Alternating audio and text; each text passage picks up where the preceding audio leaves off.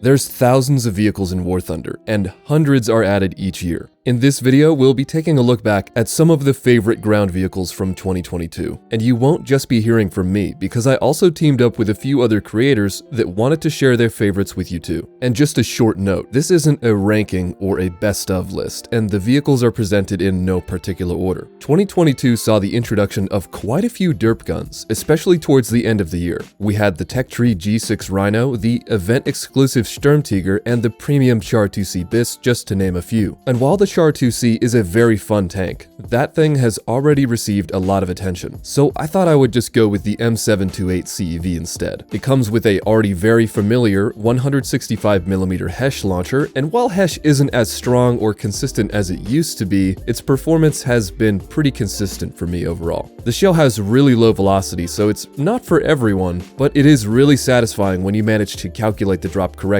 and hit someone without direct line of sight. And even though it's not very popular, I wanted to briefly mention arcade, since the M728 really excels there. With the ranging and shell drop indicator, it really softens out the learning curve. Next, I want to give a brief honorable mention to the VBC Prototipo 2, which is basically as different as you can get from the M728. The combination of great mobility and a 25mm autocannon with exceptional gun handling really allows it to shine on flanks, and it can hold its ground in dynamic urban engagements pretty well too. And I tried to avoid choosing MBTs for my personal picks, since we have quite a few of those coming up. Speaking of which, let's have Justin Plays talk about his favorite tank of 2022. Yes, my favoriteest tank for 2022. Now that is a bit of a tricky one, but of course, being the American that I am, I went ahead and chose the M1A2 Sep Abrams, or as I would like to call it, my Sep Brooms. Now the reason I chose it is simple. I do play a lot of top tier, and the Abrams just pretty much hits every single mark that I want in a modern-ish vehicle, seeing that it has amazing optics, it has Gen 2 thermal sights. I mean, it took Gaijin a long time to do that one. It has the M829A2 APFSDS, which is a well-rounded, in fact, it might be a little bit overbearing against the enemy, which isn't necessarily a bad thing, but it is a solid round. It also has the MPAT round that makes quick and easy work of pretty much any aircraft I engage, and trust me, I know exactly how to use that thing, and it is it is really fun to say the least. Something to think about. Here we go.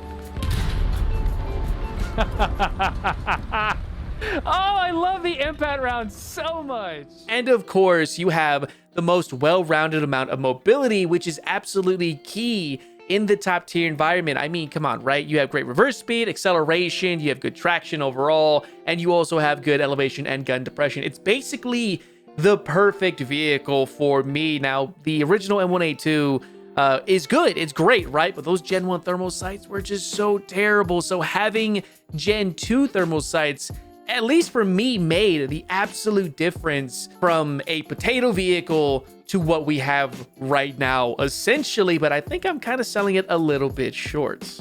But anyways, I hope that wraps things up for you about Thunder. Hey, keep up what you guys are doing, and thanks again for having me around here, and I'll catch you next time.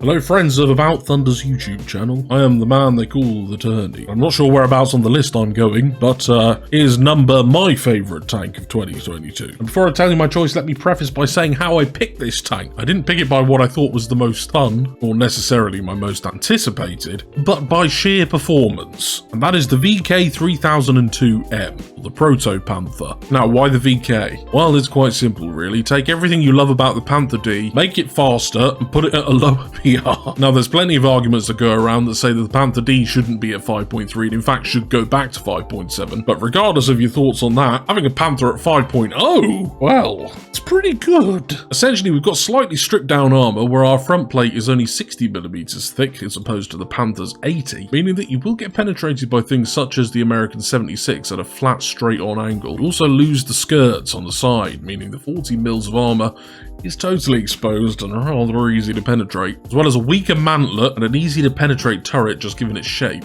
But guys, I'm telling you, it doesn't matter, and if you play that, you know that this thing has still a considerable amount of armor, at least looking at it frontally. And because it sheds all that armor, it drops over 10 tons in weight, 10.2 tons to be exact, meaning you can get this tank to all the fantastic sniping spots and flank spots, and then the enemy has to deal with a Panther. It's like a Panther on nitrous. Your main gun is the well-known KWK-42 cannon, which is a 75mm cannon, with nearly 200mm of flat ped at point-blank range. There is nothing from 4.0 to 6.0 that's going to have a good time against this. And with a reload of only 7.9 seconds on expert crew, you can fire them quite quickly. This tank does everything. It's fast, it can snipe, it can brawl by sheer force. Now there is of course some negatives of this tank, firstly being the turret traverse.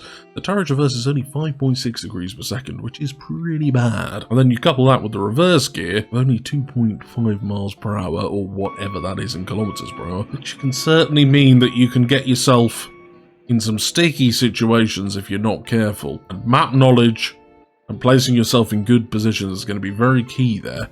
However, you can still brawl very effectively with this tank. Given its sheer size and difficulty to be penetrated, all you have to do is force yourself round the corner onto an enemy, forcing them to panic shoot, and even if they don't panic shoot, they're not going to have a clean shot on you, and then you obliterate them because you don't need to aim. Because again, your round penetrates nearly 200mm of armor. This is by far, in my opinion, the most powerful tank they added in 2022. You can play this thing and you're guaranteed to have a good time. It is a lot of fun for you, but not so much the enemy, and if you haven't tried it yet, I highly recommend you do so. Please, please guys, remember not to take full ammunition. I cannot tell you the amount of times I've knocked these out because someone's decided to take 79 rounds of them.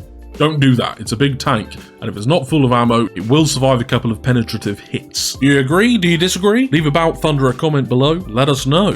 Hi there, the name is Hero. My favorite tank of the year is the Soviet T-55 AMD-1. Now, before you start running towards me and screaming about how I am wrong, hear me out first. I am a huge fan of the T-55 tank series. I mean, it was the first tank that I've ever climbed into real life after all. But it was just a real joy to see another one get added to War Thunder. I just found it funny how the most produced tank of all time was only present in 2 variants in the game, especially considering how many variants there were built or designed in history. While I am also quite happy that Sweden received the Finnish T-55M, the Soviet T-55 AMD-1 just stood out to me more. Not only was it part of the first batch of tanks to receive APS, but it was also the first tank that I personally enjoyed playing at BR 8.7. To be honest with you, I am not the type of player that plays vehicles that are considered good or overpowered, but I rather enjoy playing tanks that I personally like how they look.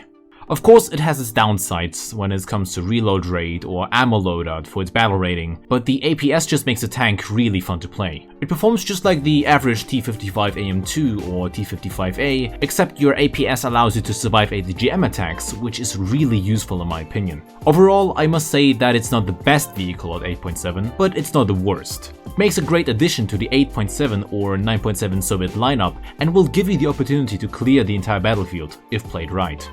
Hey there, it's Raiboon. I really can't set my opinion on just one tank that was added in 2022. I have to say there were 2 of them. First, the Finnish Leopard 2A6. Yes, it's just a copy and paste tank with no advantage compared to the German one, but hey, it's a Leopard 2A6 and it just makes the really strong and in my opinion best top tier lineup Sweden even stronger with it as addition to the CV90-120, the STRV-122 respectively, the PLSS and the Ito 90 SPAA. The second tank of 2022 for me is the Chinese WZ-1001. I just love the Chinese tech tree and the top tier lineup. The WZ-1001 retains most of the strengths of the ZTZ-99A, but it also brings a few new things to the table. Most notably, the lengthened 125mm L54 gun. The longer barrel allows the DTC 125-10 to reach a muzzle velocity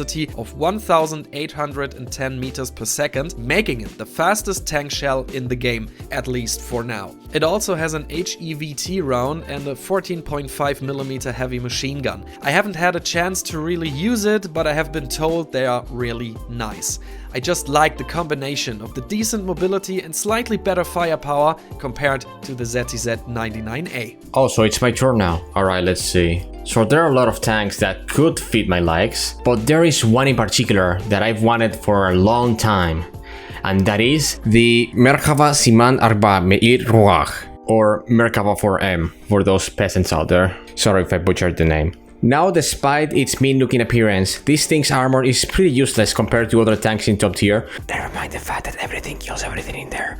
more of a glass cannon, let's say, because as it turns out, it's designed to fight dudes carrying around funny looking tubes and T-62s bought from the local gas station store. In the fire department, you are mostly average, penetration wise, even though for some goddamn reason you get almost a full second added to your reload compared to the average 120mm gun from NATO in the game, and that is aced, mind you. However, there is a particular ammunition that I like, and that is a time fuse shell, which you can use to absolutely beat the ever-living crap out of helicopter spammers. Speaking of helicopter spammers, the addition of an active protection system means you'll pretty much negate them, until of course they simply spam their missiles at you. But hey, you still have a better chance of survival, and even return fire if the guy just stands there in cover mode. Finally, the part that makes this tank my favorite one. If there's anything that I hate about any vehicle, it's its inability to move. And by God, does a merc of a move. Okay, hold on. I know what you're thinking. There is no way a fat boy like this one can move as much as I say it does. And you're right. This thing's mobility is somewhat mediocre, but that's not what I'm into. That will be its ability to get the hell out of trouble at full speed, faster than a tank going forward. Nothing brings me more joy than to get shot at and simply go, alright, in my head out. And by the time you reload it, I'm just gone, my guy. Gone. So yeah, despite its flaws, I just think it's neat. And that's it. Special thanks to everybody who helped with this video. Links to their channels will be in a pinned comment.